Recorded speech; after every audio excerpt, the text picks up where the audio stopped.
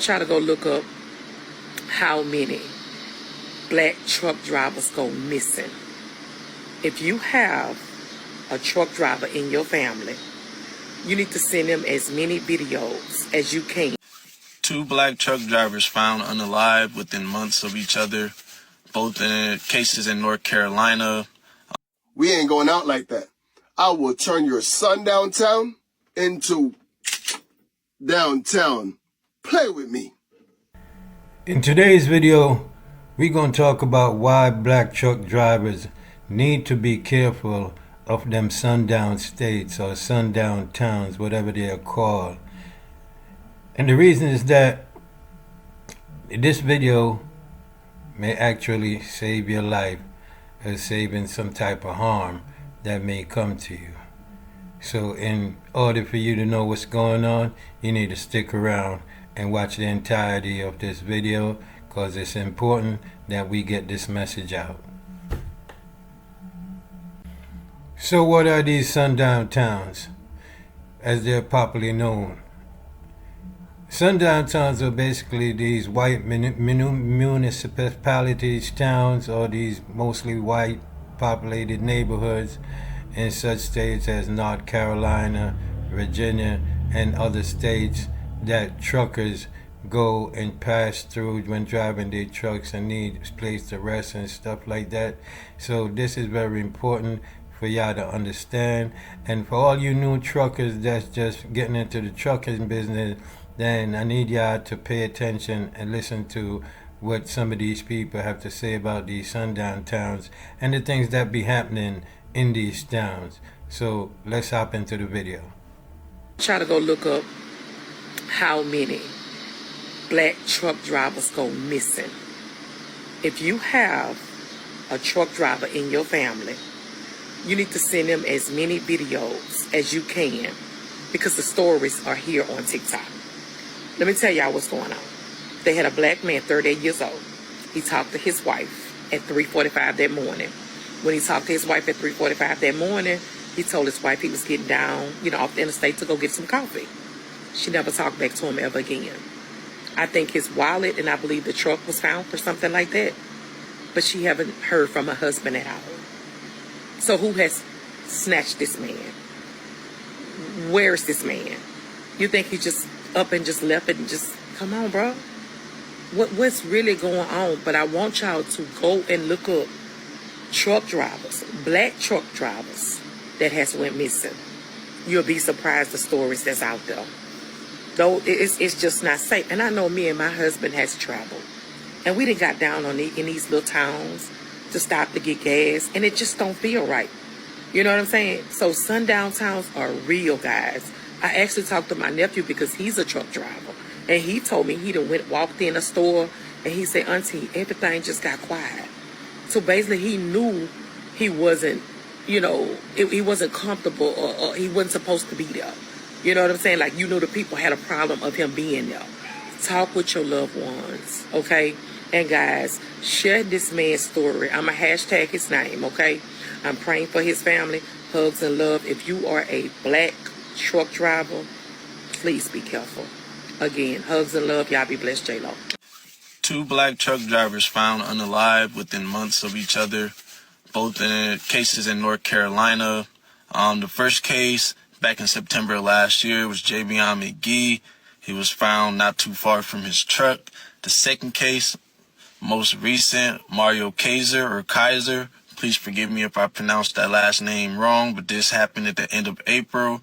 Found hanging in a tree as well. If there's any black truck drivers out there that been in the area over there, because those are only a few hours away from each other, so it's not a coincidence. I don't want to hear none of that. They ruled it as a suicide, but I'm not buying that shit. TikTok, we need to figure out what's going on down there. We need to figure it out quick. Any black truck drivers that's drove in those areas, if you can recount any incidents you came across with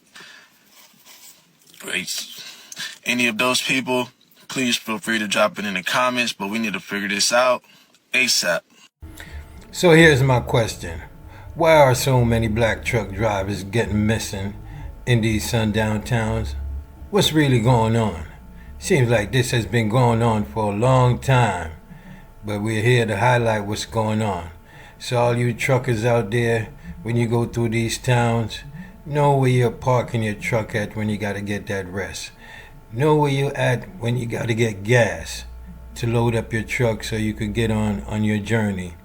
Be mindful of your surroundings, because you never want to be in a situation where you come up missing, or worst case scenario, you get unalive and nobody know what happens to you.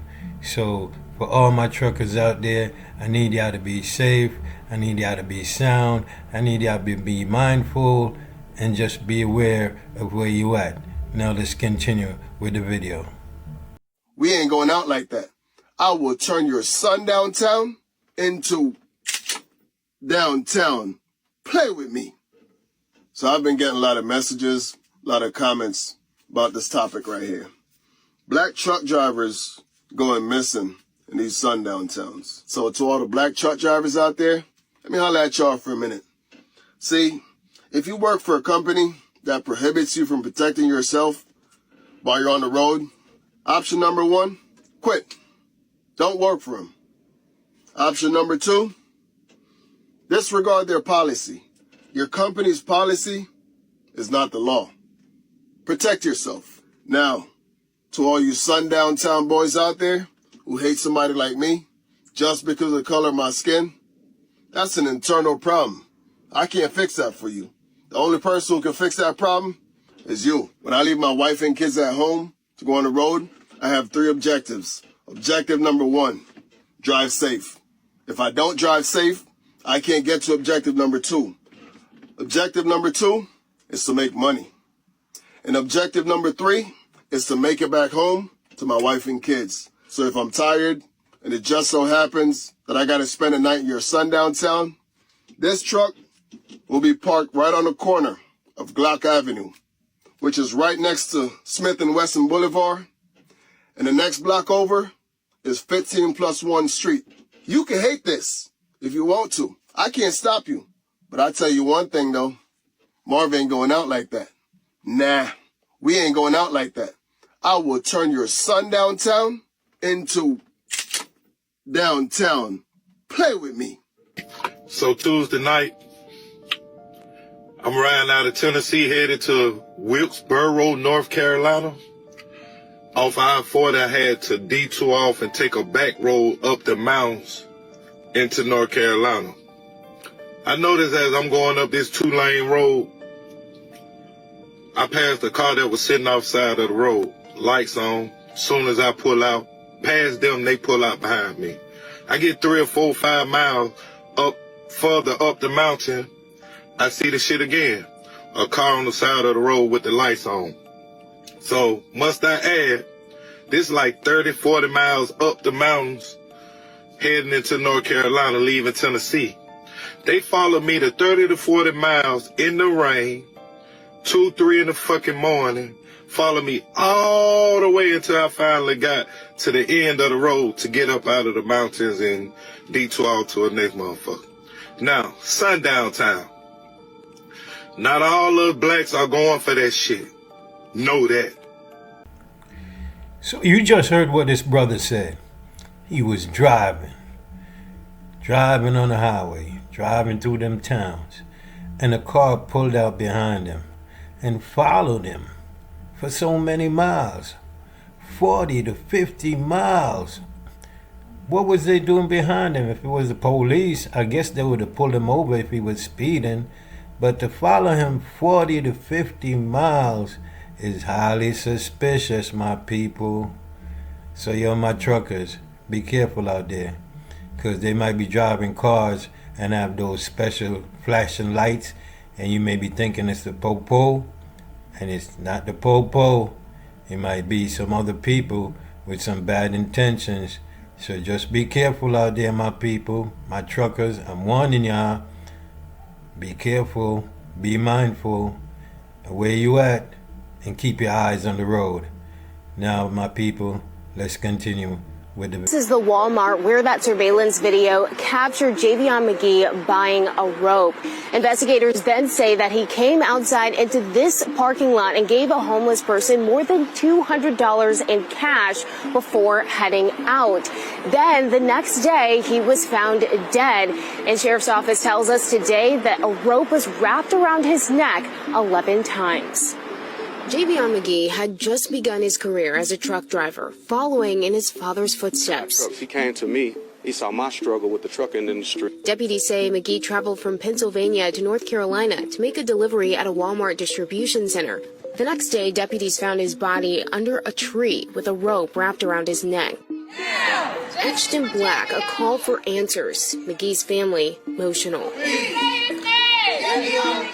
What we want is we want answers. We want them now. We want them as soon as possible. The family does not believe McGee would have taken his own life. Civil rights attorney Lee Marin says his office is working to find out what happened and whether this was a lynching. What makes you think that's the case as opposed to other possibilities at this point? My job, the reason I was hired was to investigate a lynching, to investigate the possibility of a hate crime. The sheriff's office says surveillance video showed McGee stopped at a Walmart and bought a rope. No other surveillance video has been released to the public. The sheriff's office has not released any additional surveillance video of McGee and his travels. Investigators say McGee left Walmart and went to a Hampton Inn. He went to the Hampton Inn. They had no room. So McGee went to a nearby Tractor Supply shop. Within the span of about an hour, investigators say surveillance video shows McGee go back and forth to his truck multiple times until he eventually walks out of the camera view towards a tree line and doesn't return. It's not clear what happened from that point until the next morning when someone called 911. From here, Javion McGee's family says that they want a transparent, thorough investigation into the circumstances around his death.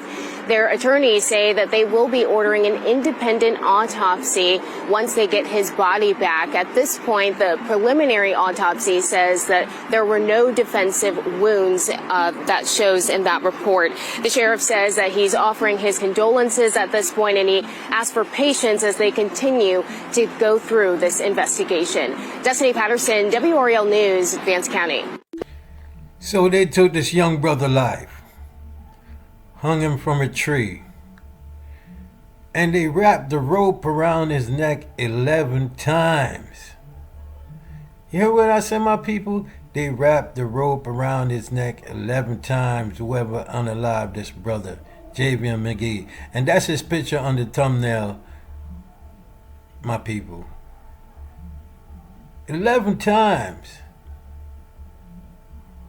Now, something happened to this brother, man, and all of this stuff, yo, it just, make me sick to my stomach at what keep happening to my brothers out there. You know what I'm saying? These truck drivers who be risking their life trying to make a living, trying to make deliveries. He making the delivery to Walmart. And this what happened to the brother. This what happened to the brother. 11 times they wrapped the rope around his neck. That means whoever unalived the brother wanted him to be unalive. Now let that sink in. Let that sink in. Definitely sad. So for all you truckers out there and people who got families and they got truck drivers in their family, because I got a brother, he drive truck, he do moving. So I'm very concerned for his safety when he be out there on the road. Very much concerned. And this need to stop. This just needs to stop. Unaliving a truck driver for whatever reason. And this is just sad, my people. This is very sad, and right now I'm at a loss for words, but this just kind of get me upset, and I'm trying to keep my composure as much as I can. So with that, let's hop into the next video. We got a lot of black truck drivers that have been going missing. This really ain't a new phenomenon. It's just people are just now catching on to it. And it's all tied to sundown towns. as a person that used to drive trucks over the road, I drive local now. I'm home every day. But I used to be over the road all over the place. And if you haven't been out there, it's kind of easy to say what you would or wouldn't do. But you really can't say that if you're in that situation. One of the things I'm seeing some truck drivers say this, and they're saying that you should carry that, that iron with you. That's easier said than done because it depends where you're going. And by the way, this might be kind of long, but like when I was out there, I had my TWIC card. So a lot of the places I would get sent to docks, and I would get sent to military bases. Now, the thing about a dock and a military base, a lot of times when you check in at the guard shack, they reserve the right to search your truck. And a lot of times they will. Like, it was a dock I used to go to in Philadelphia. And when I would get there, when I would get to the main, like, check in, you got to check in at a gate. It's like a guard shack and a gate before they let you on to the dock. A lot of times, as soon as you get there, they're going to look at your paperwork. They're going to look at your CDL, and then they're going to be like, step out the truck, and they are going to get in your truck, and they're going to search it top to bottom, and they're looking for contraband. They're looking for like illegal substances, and they're looking for weapons, firearms. I don't know the penalty, but I'm pretty sure if they find something, that's your ass. You feel what I'm saying? Same thing with a military base. That's really your ass on a military base. So to tell people that they should start carrying a pew pew, I don't think that can help the situation. Real shit. Just being real honest. I think the main thing, the thing that kept me safe was taking preventative measures. Like, one of the things I would do if I was in a rural area and I stopped somewhere to get gas or something, first, I'm going to check my surroundings. If I don't see any black people, I don't care. It could be in the middle of the day. If I don't see no black people, I'm assuming that I'm in a place that's not black friendly. If I do see black people and I'm in the middle of nowhere, rural area, I'm going to ask some black people. I'm going to be like, hey, yo, can y'all just give me a rundown? And a lot of times they'll tell you, because I'm like, yo, is it safe around here? I just ask them, is it safe? And they'll tell you, like, you know what? You straight right here. But if you go up such and such way and you get to such and such town, don't stop. They'll let you know. One time I was getting gas and a black guy came up. I was in Arkansas. And he was like, where you headed to? Yada, yada, yada. And we chopped it up for a minute. And then he straight up told me, he said, look, because it was like around 4 or 5. So it was close to getting dark. And so he like, look, I'm going to tell you just like this. When you get done fueling up your truck, get out of here. You need to head out of here. You're not going to be safe here. All right, cool. I mean, the scariest thing for me sometimes is like in the South, if you can't find a place in a truck stop to park, sometimes you just have to pull on the shoulder and just pull on, like get on the off ramp and pull on to the shoulder and go to sleep. If you go down south, you see people doing that all the time. But that's scary because a state trooper can come knock on your door. And like, you got to look at it like this. Imagine you sleep, you hear a knock, you wake up, you in your sleeper berth, you wake up and you see flashing lights. If you've been asleep, you discombobulated, you not thinking like, hey, these people finna take me off and do something to me. You probably just looking at it like, okay, they see me pulled over, they just making sure I'm okay. And then they ask you to step out the vehicle. It's kind of like, it's a catch-22, man. It's really, I think people don't understand trucking is a dangerous job anyway. But being black and trucking adds an extra layer to it. And I've seen some people saying like, are the companies in on it? No. If you work for a major company, they don't even know your name. You just an employee number. They don't know your name 9 times out of 10. They don't know if you're black, white, or whatever. The dispatcher is looking at, the only thing the dispatcher is worried about is how much money they gonna make when this load gets delivered. That's all they looking at. They like, hey, you picking it up at this spot and you taking it to this spot. They don't even be knowing the lay of the land. They don't be knowing where the hell they sending you. They just know you got a product needs to go from point A to point B, and you are in the area to pick that product up and take it over there. And you can get it there on time, so they gonna get cause they get a cut. You dig what I'm saying? That's how they make their money. So they not looking at your safety. They don't give a fuck about your safety.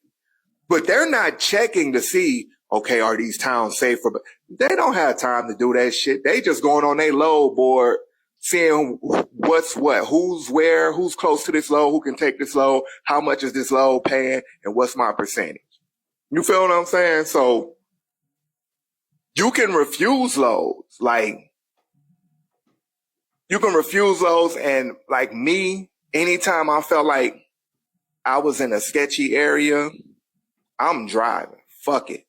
Real shit. I've done that. Like when we was running paper logs, that shit was easy. You got 2 log books and you just flip that shit. You be like, all right, look, I'm gonna need an extra 10 hours or extra 5 hours to get somewhere safe. When they switch to ELDs, it's a little harder. But sometimes, like if I felt like I was in a sticky area, I'll call dispatch and be like, look, I need to do like, I forgot what it's called, like an emergency. What's the name? I need to get to a safe area. I don't feel safe here. And then if they bucked on it, like, well, no, you can't do that. Look, I'm doing it. Y'all want to suspend me or send me home, whatever, but something don't feel right where I'm at. You dig what I'm saying? So if we gonna be realistic, if you out here on these roads, you can't really tell if you're somewhere safe if don't nobody tell you.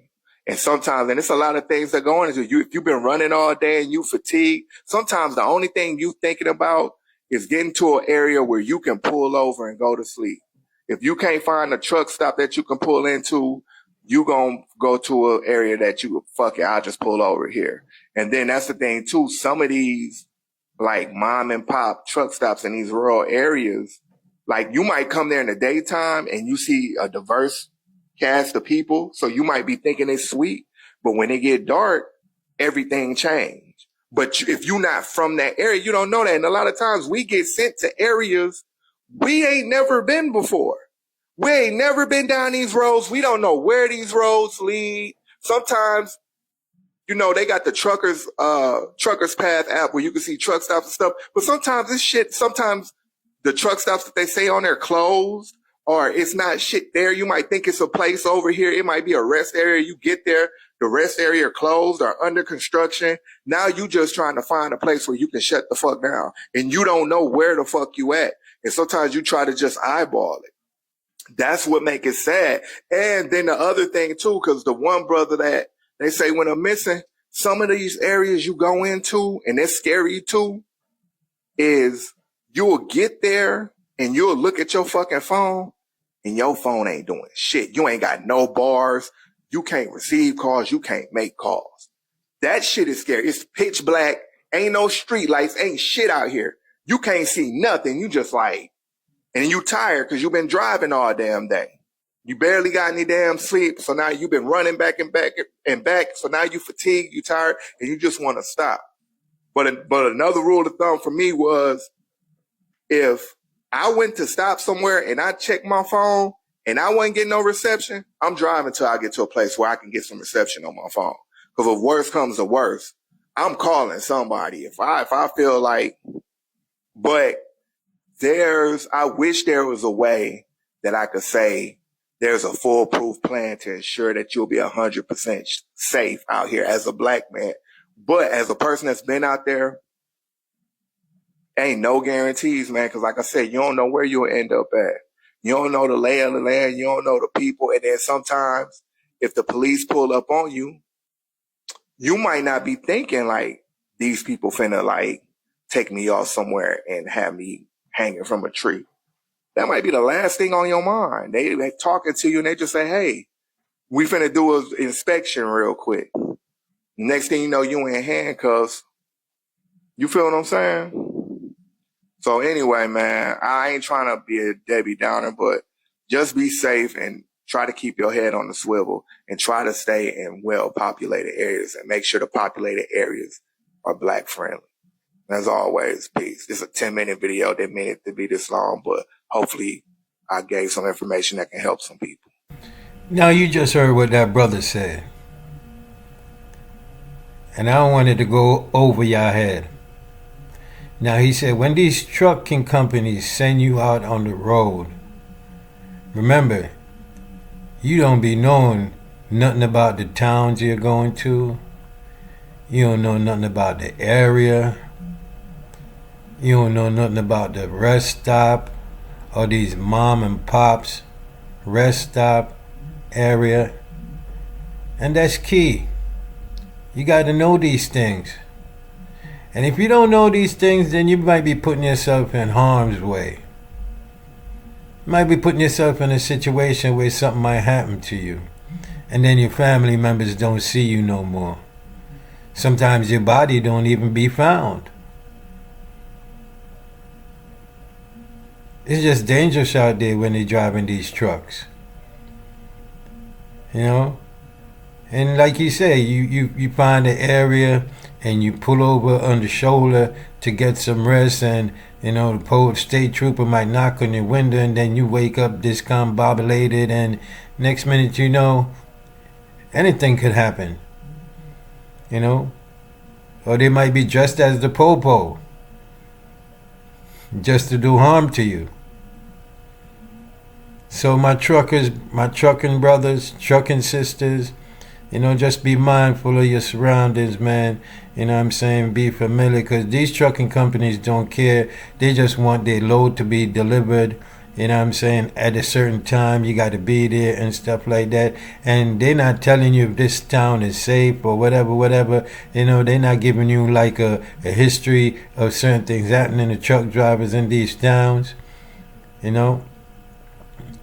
But one thing I say, be thankful for these brothers out here, you know, that's highlighting what's going on. So young brothers who are getting into the trucking business, you know what I'm saying, could be, you know, have some form of information, you know what I'm saying, of what not to do and what to do. So if you're liking this video, you find this video interesting, please give this video a thumbs up. And please leave a comment in the comment section. Let me know what you think of this video. And if you haven't yet subscribed, make sure you do subscribe to Jamaica Vibes Entertainment TV. You know what I'm saying, my people, because that's very important for the channel to grow. Now, the next video I got coming up is a situation that happened in Dennis. Now, you done heard all type of stories about Denny's, you know, across this country. So I need y'all to check this video out, my people, and tell me what you think. So, to make the situation more calm, because we do have a lot of people here, it would just be nice if you guys could leave, but we aren't. I can't wait on you guys. I have no idea. I'm not in this situation, but she, just to make it more calm, she said, you guys can calmly leave because we do have a lot of people around, or the police will be on the way, because they are. Can we talk outside real quick? Yo, record this. I am. Can we talk outside real quick?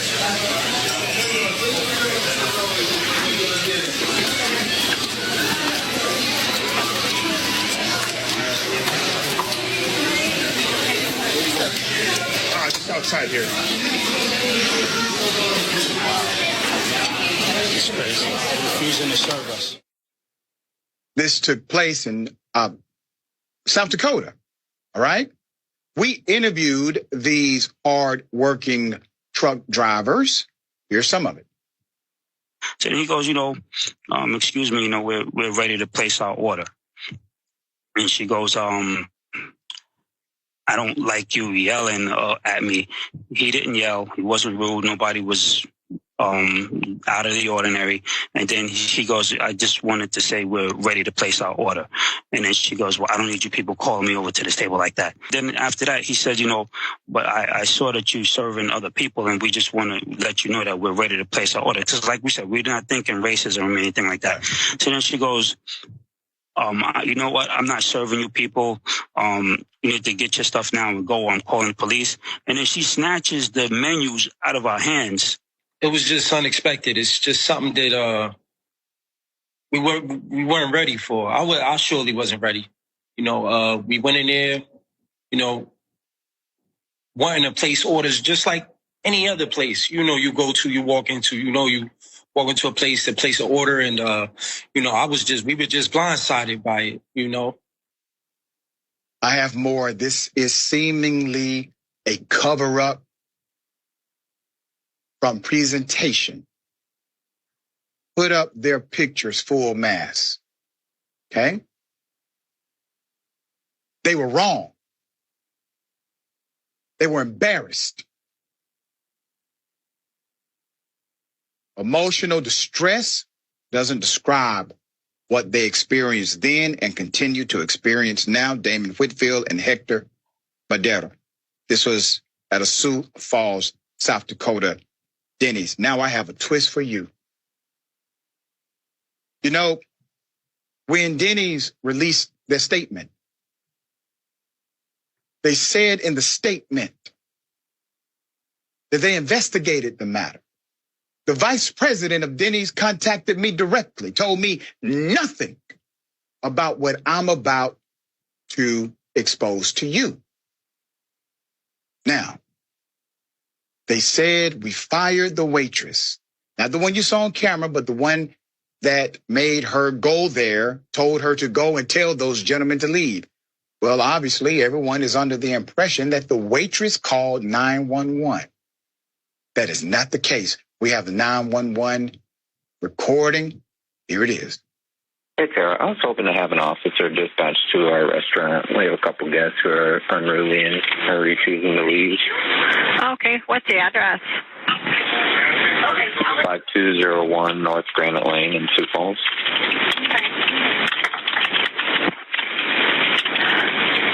Okay. Is that Denny's? Yeah. Okay. What's the phone number you're calling from?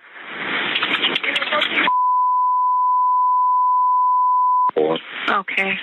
Are they being violent or have any weapons on them? Not to my knowledge. So I'm the regional manager. I'm actually getting ready to head in there. I'm about 20 minutes out. But the team called me and they said they just like very confrontational and argumentative and like refused to leave the building and just harassing the team and kind of following them around the restaurant. Okay.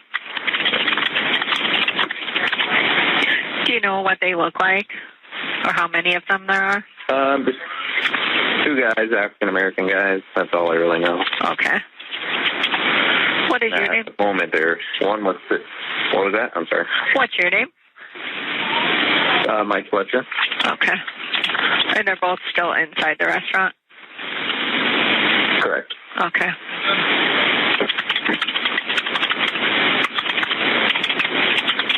Okay, we'll have officers stop out. Just give a call back if anything changes. Will do. All right, thank you. Yeah, you're welcome. Bye-bye. There's another twist. Put his picture up full mass. Number one, he's not even at the scene. He's calling, headed to the restaurant, but is able to dictate behavior that he has not witnessed. According to witnesses and the truck drivers, they were never confrontational. They never followed anyone around the restaurant. They were not being hostile. That is called defamation when you broadcast untrue things and represent them as fact. You see this guy, regional manager of Denny's, the one who called the police? Well, he's still employed at Denny's, okay? He's still there. Mr. Fletcher is still there. And guess what else? Well, Mr. Fletcher is the husband of the waitress who initially refused to serve the two black gentlemen. Now, Denny's, why is it that you all did not disclose this information in the press release that you provided to Indisputable and the rest of the world? Madam Vice President of Equity and Inclusion, put her up. I actually said something complimentary about you in my first coverage of this story. I take it back. Ma'am, I don't feel very included here. The people who are hearing this story, they don't feel very included. The truck drivers who were offended, they don't feel very included. You all retained the individual who actually called the police on the black male, provided absolutely no context to suggest that anything else happened other than what was stated based on your press release. Put up their press release. According to the original statement and press release by Denny's Corporation, the waitress in question was fired from her position at Denny's for the incident, stating, quote, as a result of the investigation, the franchise owner immediately took decisive action, and the employee is no longer with the company. But that's not the employee who called the police and happens to be a husband-wife tag team duo. Come back to me. When you call the police, especially on unarmed black men, they could die. They could have been killed. Now, there are some who will say, Doc, that's extreme. Really? After all of the reporting that we've done, all of the things you've seen, you don't think that becomes a life and death situation if you get the wrong cop responding to something like that? The 911 call says they're being hostile, basically. They are not being decent customers. They won't leave. They're following around our workers. They're being criminal by not leaving restaurant. It's a damn shame. Let's put up the attorneys for representing the truck drivers. Now, these are two people, you don't want to see them coming. Since the press release from Denny's, the attorneys have now sent a press release of their own. You have attorney Harry Daniels. You also have attorney Erica Wilson. Harry Daniels, we know as a seasoned civil rights attorney. Erica Wilson, a brilliant litigant and civil rights attorney. They've teamed on this case. It is going to be a remarkable advocacy effort because these two individuals have significant connections all across this country, and they care deeply about proper representation. I'm glad to see them on this case together. And let me say this to Denny's.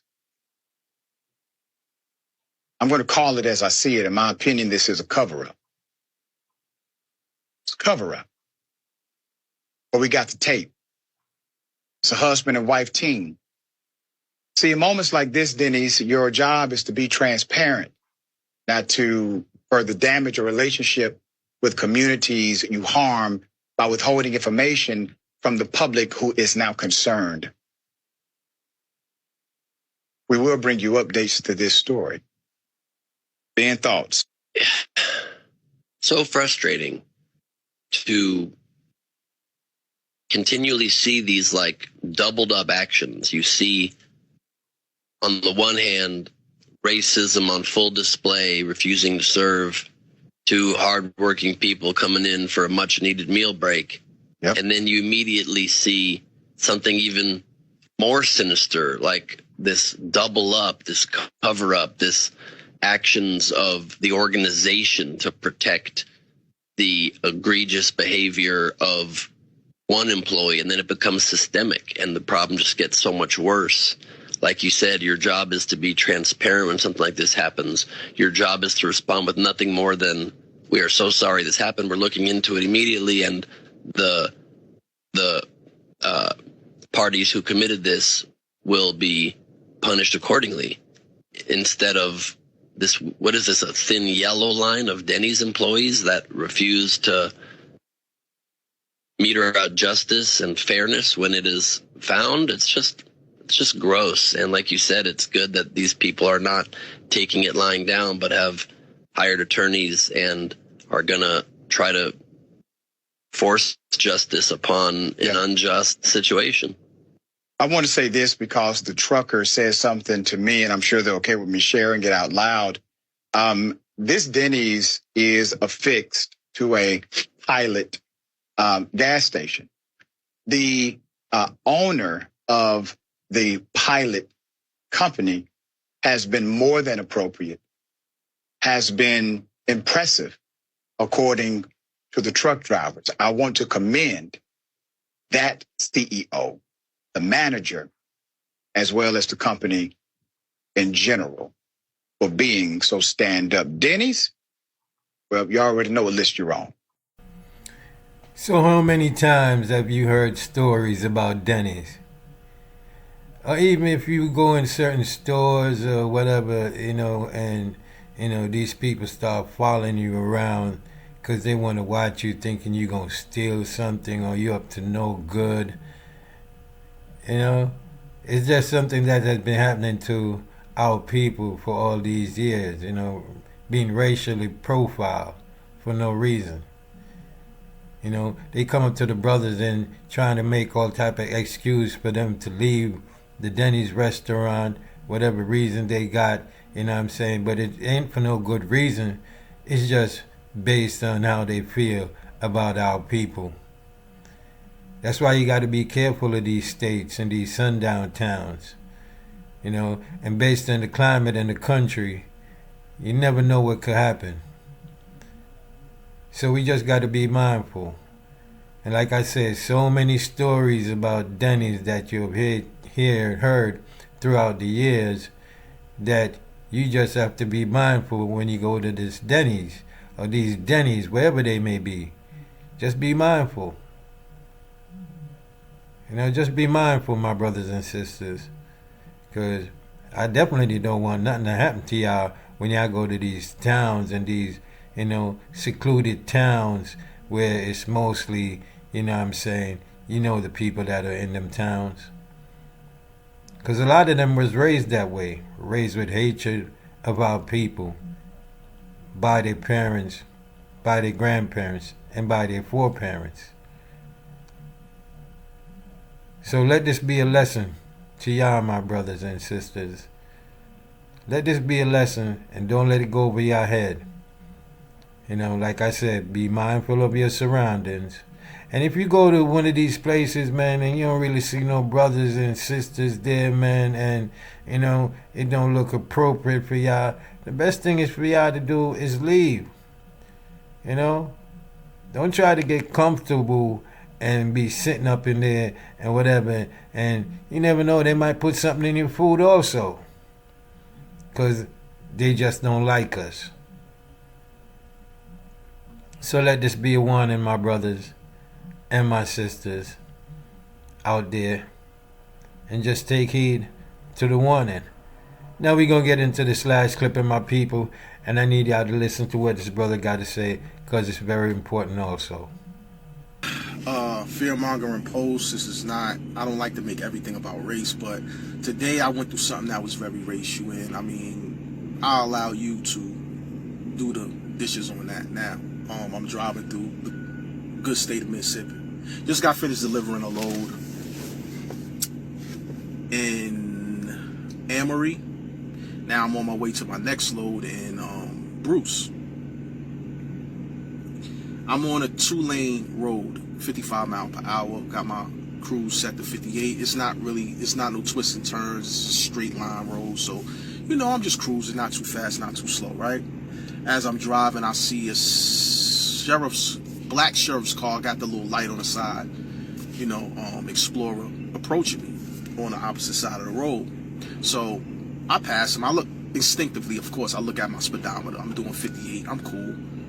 Think nothing of it. I keep it pushing. So as I'm driving 3 miles down the road, look at my side mirror, I see disco lights behind me. Now, there's no vehicles separating me from this cop car, so it's obvious that I'm the one being pulled over. So I pull over. The sheriff lady, the Caucasian lady, gets out her vehicle, walks around to the front of my truck, reads off the plate information to her dispatch. They respond. She comes around to me and says to me, "You know why I pulled you over, right?" I said, "I have no I did, ma'am. She said, with a sarcastic smirk on her face, "You flew past me." What? I flew past you? No, I was doing 58 miles. And I said that too. I was doing 58 miles per hour. The speed limit is 55. She hits me with the sarcastic smirk again, asks me for my CDL. So I give it to her, give her my license. She walks away, comes back moments later and says that my license is suspended. I'm like, that's cap. I know it's cap because I'm in the process of doing some things that is contingent on my license being valid. So, and I know it's valid. So what are we doing here? Long story short, she stands in front of me now and she's radioing to a dispatch again. They read off my information, my date of birth, where I live at, my ethnicity, so on and so forth, and then end it with my license is expired. Now I'm like, yo, this is comedy because my expiration date is on my license. It's impossible. Like, what's going on here? And I explained that to her, like, my expiration date is right there. We're not upon that date yet, so it's impossible that my license is expired.